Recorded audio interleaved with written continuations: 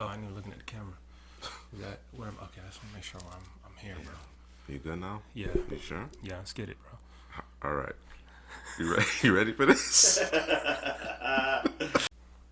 Hello, audience. All right, CouchPotatoGM.com is the website. Couch Potato General Manager is the YouTube channel. You guys, you know it. You're on it. But first of all, we need you to subscribe. It's free. It ain't affected you. I promise you. Chicago Bears, 2021 draft. They had the 20th pick initially. Sure. They traded up. They did. Who they traded up with? Who was the team? The Giants. The G-Men. The G-Men. Ghetto man. Ghetto man. He had to trade back because he got cut in front of as well. It's a whole game thing there. Yeah. And the Bears actually cut in front of the Vikings, who were actually pursuing Justin Fields, the Bears ended up drafting. It was a shrewd move, I think. The thought was, they could have, possibly, allegedly, could have went out and got Russell Wilson in an offseason, maybe an Aaron Rodgers, possibly, maybe, remote, probably not. Though, man. Those to that point, I think that's remote. I think that's pie in the sky type thing. You know what I mean? Okay. Seattle, I understand that there may have been some, butting of the heads, and maybe that's continuing on, but the likelihood that Russell was going to be out, probably not. Aaron Rodgers playing for another team in the division, probably not going to happen. You know what I'm saying? So it wasn't realistic. It wasn't. And we do have a video out talking about the Bears and Andy Dalton and just Ryan Pace and just the decisions that have been made. And we were harsh. Fuller, obviously it was a money situation, but we felt like that could have been handled a little bit better. Like, there's just things that the Bears have done.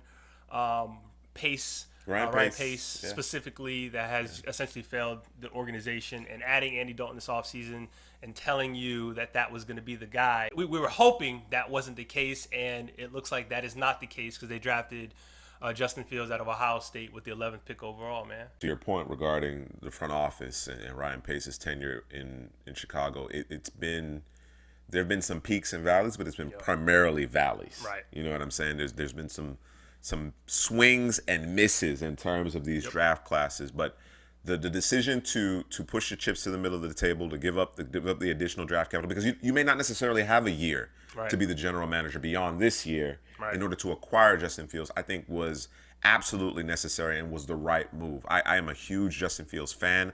I don't think he's my number 2 quarterback. I don't think there's a whole lot. He's like a 1B to me. Right. You know what I mean? I don't think there's a whole lot separating him from Trevor Lawrence per se. We did another video leading up to the draft where we were talking about the quarterbacks, and I laid out a lot of advanced statistics that really support Justin Fields being the top quarterback in this class. You know what I mean? And maybe about 15 people watched that video. It's all right. You can see it on film. Now, of course, there were some games there where he didn't play particularly well, and it was on fairly large stages, but then of course you see him and what he did against Clemson in that college playoff game, and it really encompassed what I thought Justin Fields is. You could see him get better from game to game, which is very important to me in my quarterback evaluation. The development and the maturation, right? And then of course the ability to make any and all kinds of throws, as well as a certain level of athleticism, which is coveted in today's game. Which, yes, they may have had in Mitchell Trubisky, but of course, the confidence in terms of delivering the football, the preparedness that he had coming out of college, it just wasn't there, right? Justin Fields came into Ohio State and went to Georgia and then ultimately transferred to Ohio State with lofty expectations, and outside of winning a national championship, he met those. A little bit of some adversity here in terms of his draft stock as it pertains to whether or not he would be in the top 3 or so. I thought a lot of organizations or a lot of pundits out there were kind of dragging his name through the mud. A lot of unfounded things about his work ethic, and everything suggests otherwise. You know what I'm saying? So at the end of the day, even though the Bears had to give up considerable draft capital to acquire him, I think he's still a steal at 11th overall. Because some mock drafts have him falling all the way down to the 30s. Not going to say any names, or 20s, or whatever the hell it was. The consensus or the talk was, where would he fall? If he's not going to go, within the top 2 or 3, then he probably falls, and how far does he fall? And obviously stopped at 11. And to be honest, I think that it's a good match for the team that he's with the Bears. Got that kind of West Coast offense, but within that West Coast offense, you need a guy who's going to go down the football field. Sure. And you had a guy in Foles who would do that, but he would also throw interceptions and make bad mistakes. And then you have Mitchell Trubisky, like you spoke about, just gun shy, or just not seeing the field for whatever reason. Right. And there's definitely poor field vision. Definitely. And Fields doesn't make bad decisions, and he will throw the football down the field, Mm-hmm. and he sees the field pretty well. So I think you got the right guy. I think obviously there'll be some what's it called? Growing pains. Yeah. With him. Yeah. But that's something that you'll go and you'll grow with. You have a solid defense behind him. So, this could possibly be a team that makes a run. Yeah. But I asked Bears fans, is it Andy Dalton starting or is it Justin Fields? You trade up to get him. I'm just saying. I would hope and pray that Justin Fields just pretty much if he's on par with Andy Dalton, obviously you're going to make the decision to make him the starter and keep it moving. Let me tell you something. Man. Unless you have a guy that has demonstrated the ability to get you to the playoffs, get you into the tournament, right? Mm-hmm. And you got a guy in Fields that you feel needs substantial seasoning. I don't feel that way. Okay. I don't have that feeling regarding Justin Fields that he needs to sit for an extended period of time to get indoctrinated into Matt Nagy's offense in order to be able to execute on Sundays, right? Right. But let's just take a look back at last year, and if you guys are aware of Justin Herbert, of course we're talking about the Chicago Bears here, but I use Justin Herbert as an example, right? All the tools, shaky offense in Oregon. He clearly looked like he was a fish out of water. If you ever looked at the Hard Knocks and how he's being portrayed, and I got the sense like there was a lot of that talk with respect to Justin Fields in terms of what he does, but everybody around him, not the guys on the outside looking in, but everybody around him had positive things to say, had glowing things to say about his work ethic and his diligence and his toughness. That is what really stood out to me. He has all the physical tools, right? He has the mental capacity. This is a guy that got accepted to Harvard. Yep. You know what I mean? He decided to play at a major school because that's what the NFL would be ultimately looking for, right? Is level of competition that comes into play, obviously. But the tenacity, willingness to bounce back. He's had the requisite amount of adversity, which tells me that he can get on the field sooner than later. Going back to Herbert, he didn't appear to be ready to grab the reins of an NFL franchise. And then, of course, for lack of a better word, they chooked Tyrod, and Herbert was thrust into duty, and you could see the talent immediately. Right, yeah. Immediately. Yeah. The way he was portrayed on Hard Knocks, he looked like a complete fish out of water. As soon as he was able to get in that huddle and let his natural ability start to take. Herbert doesn't even know how to read defenses yet, right? But you could see the ball jump out of his hands. Yep. You could see the athleticism. You could see that the team around him was galvanized based on his ability to make plays. And that's what I expect from Justin Fields initially. I think he will develop into a quintessential passer. This guy is a passer. Despite all of the physical tools, the athleticism, the ability to tuck it, he is looking to deliver the football, to make plays from the pocket. And that's what you expect. Right. That's what you expect. So that willingness to hang in there and take a kill shot to the ribs or the chops, whatever the case may be, in order to deliver the football down the field. Right. You don't have anybody on your roster other than Justin Fields who can do that on a consistent basis, as far as I'm concerned. Even having not played it down in the NFL to this juncture. And I think about it from a does this save my job standpoint. Absolutely. Ryan Pace, Matt Nagy, or maybe one of them, or maybe both of them. I don't know, but anytime you draft a quarterback, kind of somewhat resets the clock. Yes. You know what I mean? I think, and fact check me. I think both of them maybe have a 1 year left on the contract. So. Does this reset the clock?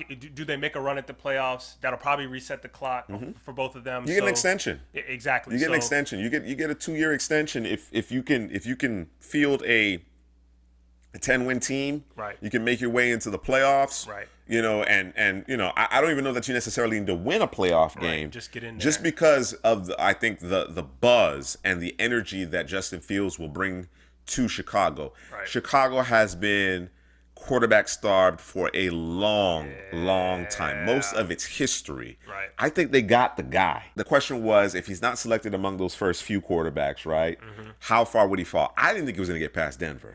Denver obviously had other plans. I think they still have their eyes maybe not fixed on Rodgers. Still come to fruition. Who knows how that works out? But I didn't think he was going to get past Denver. The fact that he got past Denver, that shocked me. But then that was the question. Who's going to be that team that says, you know what, stop the madness, let's go get Justin Fields and call it a day? And it was Chicago, and it was the right move. All right, next up in the second round, they actually traded up to get this guy who I actually loved him. I watched him late, but I loved him in terms of the offensive line and his play and his mentality. And it was Teven Jenkins, offensive tackle out of Oklahoma State. I think this guy is a tactician. I think he's intelligent.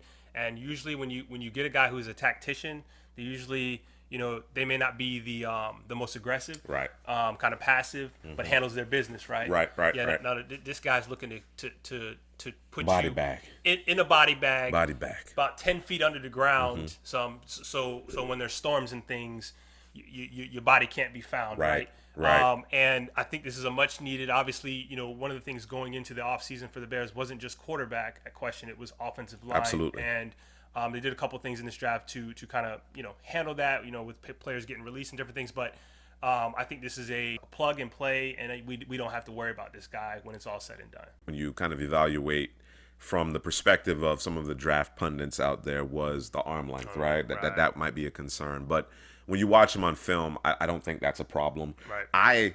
I from a selfish standpoint, right, I wanted to see him in Indianapolis next to Quentin Nelson. Don't do that, bro. Because Anthony Costanzo retired. Right. Just the nastiness of the left side of that offensive line. Disgusting. But to your point, the Bears needed to address the offensive line. It had been an issue. They've had trouble establishing the line of scrimmage, getting a consistent running game. They seemed to figure some things out later in the year when they really committed to David Montgomery as the featured back and making him the linchpin of the offense. Right. I think you take another step forward when you have a guy that you can plug and play at left tackle. He does more than enough in pass pro, but I think it's his physicality and his demeanor that's really going to elevate this offensive line to another tier in terms of their ability to, again, establish the line of scrimmage and impose their will. Chicago is known for the defense. It's known for the physicality. It's known for the bitter winter, the harsh, cold, chill air off the lakes, those Great Lakes, right? So when you have to line up against a guy like Teven Jenkins, play after play after play after play under those conditions, nobody wants those problems. Nope. Nobody wants those problems, right? No. And then, of course, Charles Leno, he's released. You have cap concerns. Again, you're trying to rebuild this offensive line. You're trying to make it a position group of strength. Trading up for him. Ultimately, they nabbed him with the 39th pick. They got, I believe, the 154th pick. They gave up the 52nd, the 83rd, and the 204, if I'm not mistaken. So I got to give Ryan Pace credit. He identified the guy. We thought Jenkins was a first-round caliber player. We thought he'd be picked in that early to mid-20 range. Right. I think we certainly had him above Alex Leatherwood. So I think you get great value here. Yep. You know what I mean? And with your first two picks, you have cornerstone pieces for your franchise. And they match each other. You got one guy protecting the other guy. Yep. Which is what absolutely. You like. Yeah. Absolutely. All right. So next up, we're gonna drop all the way to the 5th round because obviously you just talked about them giving up, tons of picks for trade. Trying to save jobs. Trying to save jobs. Got to do what you got to do, man. But in the 5th round, they selected Larry Borom, offensive tackle out of Missouri. And just watching the tape, this is a guy for me who, is a double-edged sword for me. It's a guy who I think he for him to do his best and be at his best, I think he has to be aggressive. I don't think he's a guy that has to sit back and be passive. I think he has to be aggressive, both run and the pass. But coming with that, I thought that, he's got some work to do in terms of his hands and engaging and being able to stay on those blocks. With slip-off blocks, lose leverage, different things like that. And it's a guy who played both left and right tackle. There's certainly some things that he needs to clean up from a technique standpoint. I think when you talk about his frame, he's a prototype. He's a monstrous guy. He's a big guy. I imagine they're going to try him out at right tackle because there's a question mark over there. Maybe even an open competition at right tackle. Right. I wouldn't rule that out. Lateral agility from a pass pro perspective, right. I'm not sure I want him out there at tackle. I think he'd be better served in at guard. I think he has an excellent anchor that he can drop. If I'm not mistaken, I think in terms of pass pro, less than 1% of his snaps in pass protection resulted in a pressure, right? So, and this is in the SEC. Right. This is in the SEC. Right. So clearly he has some tools to work with here. I think again, third day, a day 3 selection here with that kind of upside. There's some position flexibility. As I mentioned, you mentioned that he played both tackle positions. He's also played guard. I think this is a good selection, especially as you're trying to, again, become more imposing, more physical along the offensive line. And it makes me wonder, and perhaps Chicago Bears fan can fill us in a little bit. Are the Bears really committing to more of a gap scheme? Because that's where I would want to see him in a gap scheme. Not to say that they can't have elements of his own scheme, blocking scheme as well, but he's the type of guy, because of maybe some of the limitations that he has in terms of his movement, but the physicality and the phone booth nature of things and moving forward, I think if you can put him in a gap scheme, I think he could ultimately turn into a solid starter. All right, next up, with their first 6th-round pick, they had 3 of them bad boys. They selected Khalil Herbert, running back out of Virginia Tech. Watching the tape, this is for me an easier evaluation, easy change of direction with patience, who looks to run north and south, engaging, and he's I always look for, can he be that third down back? Mm-hmm. Is he? And I don't need you to go out there and destroy blockers, incoming pass rushers or free rushers. You got to compete though. But just compete. Are you willing? And he's willing to do that. But the one thing I did question in terms of that is, didn't catch many balls. Sure. Whether he was at Virginia Tech or Kansas, but I like his ability to he has patience, but he also will get north and south when he sees what he needs to see. And I think he's a good complement to the backs they have on the roster. Gotcha. Yeah, I mean, obviously you got Tariq Cohen coming off the injury. Right. Right. You mentioned it as we discussed him a little bit off air. You talk about how he can complement the existing backs there, namely David Montgomery. Right. They kind of have, complementary skill sets, right? And when you think about it, yes, ideally you want all your backs to be able to catch the ball out of the backfield. You saw Herbert make some plays in the screen game, but not necessarily utilized in that manner very frequently. So it's still, you know what I'm saying? We don't know fully based on what we saw on film. Of course, he was a grad transfer from Kansas. Apparently there was a falling out in terms of the coaching staff. Pooka Williams had kind of emerged, so took some of his burn. He shut it down after 4 games during his senior season at Kansas, transferred to Virginia Tech, and that's really where he blossomed. There seemed to be real varying opinions on him. The league wasn't as high on him as I think some of the analysts were. Right. You know what I mean? Yeah. And when I watch him on tape, you mentioned it several times. It is, and it's clear as day. He will put his foot in the ground and get upfield. Yep. He does a great job of that. He is decisive in that manner, right? Everything was outside zone though, man. Out of the shotgun, outside zone. That, I get it. This is the nature of how collegiate offenses are being run. More and more pro-style offenses are being run this way. The outside zone is part of Matt Nagy's offense as well. But if that's all you're doing, you do it well. Right. But if that's all you're doing, it makes it more challenging for me to truly evaluate how you can be deployed. Now, he may have the whole bag. You know what I'm saying? I just haven't had the opportunity to see it. And again, it was interesting to kind of see the dynamic that there seemed to be. From an external standpoint, the draft evaluators were relatively high on him. You're thinking maybe an early day 3 pick, 4th round or so, compared to the 6th round in which he was taken. So clearly the scouting community weren't quite as high on him. I think his best football's ahead of him. And it wouldn't surprise me if he kind of jumps off the page, from week to week, from game to game type of thing. So just keep a lookout for him. The second 6th round pick, the Bears selected wide receiver Dazz Newsome, wide receiver out of North Carolina, played predominantly in the slot. Thought he had some nuance in his route running. Wasn't breaking ankles.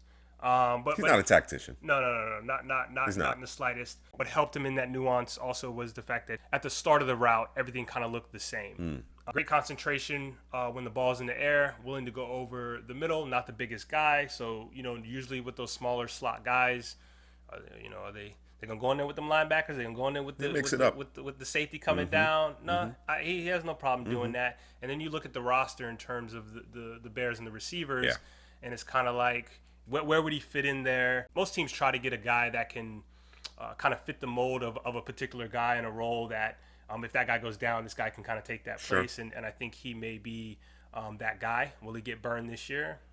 Because there's a lot of receivers on the roster. Right. Clearly, he's going to have an opportunity to compete. Right. Oh, definitely. Whether or not it actually turns into significant playing time this year remains to be seen. But I do expect him to make the team, and I do expect him to probably be your front runner for the slot position going into 2022. Because, what teams have done, and if you kind of consider what's happened over the last 5 to 10 years, right?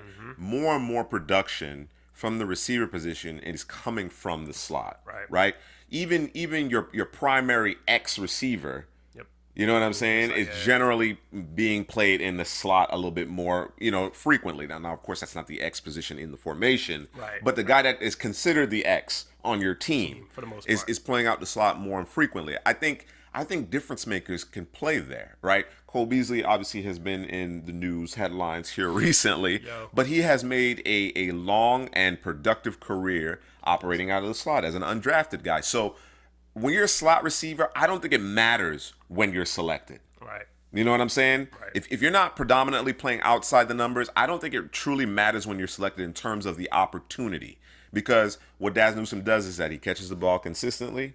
He shows toughness. I think he's excellent in terms of his run after the catch. Now, in terms of route polish and feel for settling down in zones, I think there's a little work to do there. But I think given the opportunity to develop a little bit more, and while there are a lot of receivers in Chicago, unfortunately, beyond Allen Robinson and Darnell Mooney, I think it's all up for grabs. I think it's completely up for grabs in terms of the receivers position. Yeah, left my guy out, huh? I listen. We loved Anthony Miller coming in, man, but the injuries and I just don't know what the feeling is with respect to the front office now. They because at this juncture, typically we're talking contract extension, right?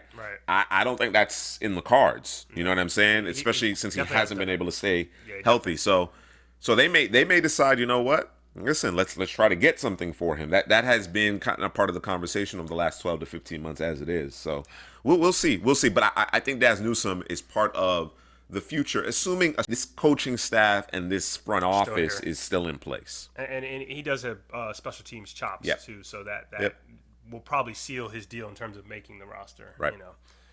With their last 6th-round pick, the Bears selected Thomas Graham Jr., cornerback out of Oregon.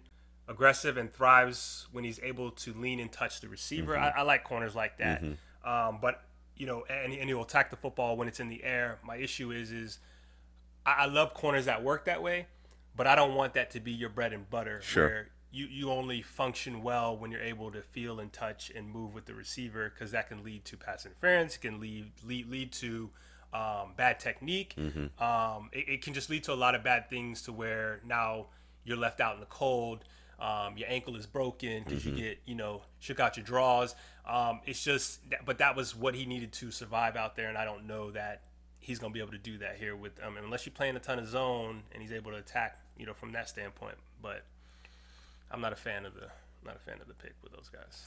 I think at where he's being selected, I think it is a position group that they needed to address. Oh, that's with Buster Screen out, and I know you guys are probably like, Buster Screen.